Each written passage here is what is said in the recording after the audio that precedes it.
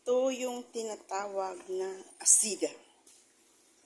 Ang ingredients po nito, saffron, cardamom powder, at saka sugar, water, butter. Yan. Yung harina po, inano muna. Brown konti. Tapos, sinala. Ano ba yan? Sinala. Miniskal ba? Salap. Yan. Malapit na po ito maluto.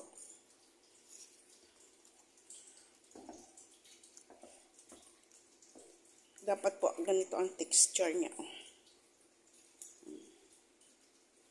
So, nakalagay isang cup at kalahati. 2 cup po pala ito. Nakalagay akong 5 cup na tubig. Tansyahin na lang po ninyo. At saka yung sugar, minilky ko dito. Nag-brown siyang konti. Tapos, tinubigan ko. Ayan. Ayan na po ang nangyayari.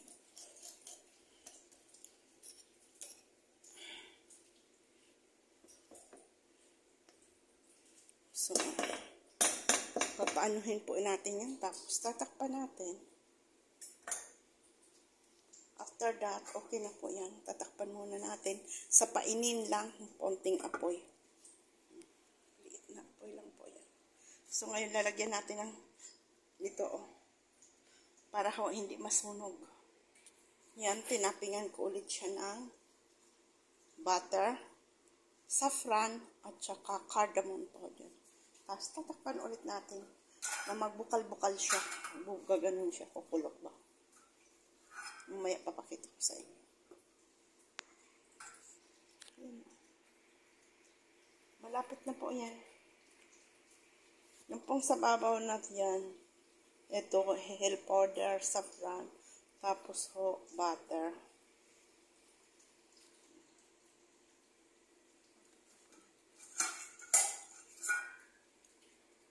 Ulit natin. Pasok na.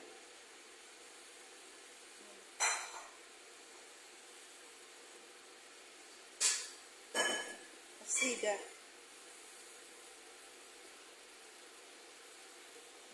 Pinag-brown ko po yung flour, sinangag, tapos sinala para hindi buo-buo, at saka kung milk akong sugar, tapos sinagyan ko siya ng water, para po mag-caramelize yung asukal, diba? Tapos sinagyan ko ng tubig.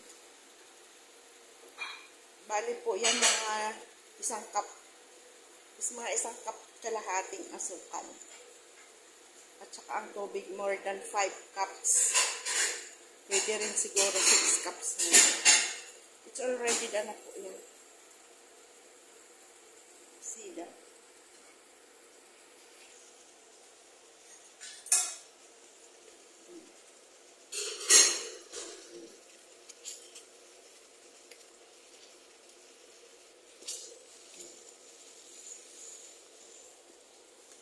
Picture niya ito.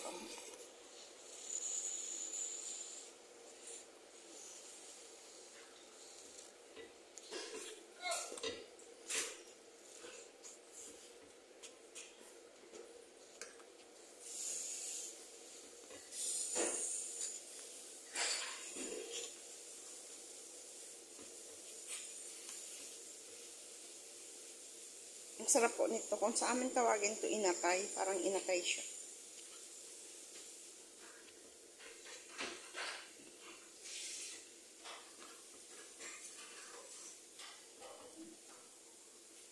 Ang texture ng asida.